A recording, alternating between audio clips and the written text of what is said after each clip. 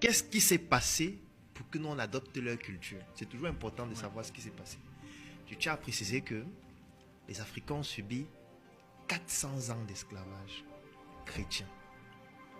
Je n'ai pas envie de parler de l'esclavage des musulmans qui a duré plus de 1000 ans. Les Africains ont subi la colonisation. Et quand je parle d'esclavage, je ne sais pas si les gens réalisent exactement ce que ça veut dire. Ça veut dire quoi?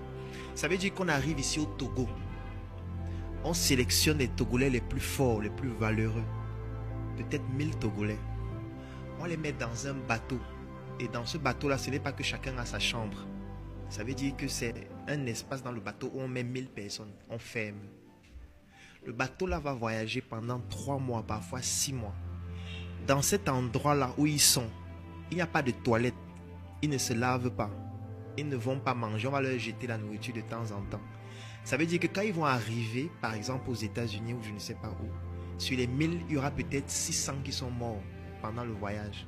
Et quand ils meurent là, ils vont rester avec les autres qui sont vivants. Ils vont pourrir. Ils font leurs déchets sur place tout pendant les 3 mois ou les 6 mois. Quand ils arrivent, ceux qui sont restés vivants, on va estimer que c'est eux les plus valeureux. Et maintenant, eux, ils vont aller dans les plantations de canne à sucre. Et dans ces plantations-là, ils vont cultiver nus. On va les fouetter, on va les torturer. On va leur imposer de se comporter d'une certaine façon, de prier certaines divinités.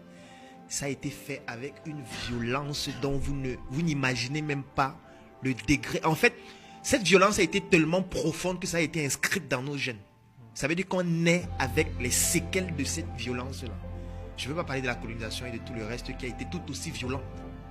Parce que avant que les militaires n'arrivaient dans nos pays, ou alors les gendarmes, ou tout ce que vous voulez, l'armée, on envoyait les missionnaires avant. Les missionnaires venaient préparer le terrain de l'armée.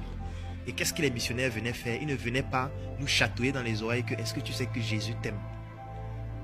Donc, on te faisait comprendre que Jésus t'aime avec la machette chauffée.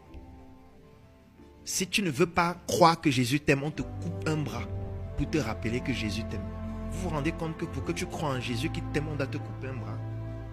On doit te pendre. On doit t'accrocher sur une corde avec les mains et les pieds pour que ceux qui ne croient pas que Jésus les aime comprennent que s'ils n'acceptent pas que Jésus les aime, on va les pendre aussi. C'est quel Jésus qui nous aime ou pour l'aimer, on doit nous pendre, on doit nous tuer.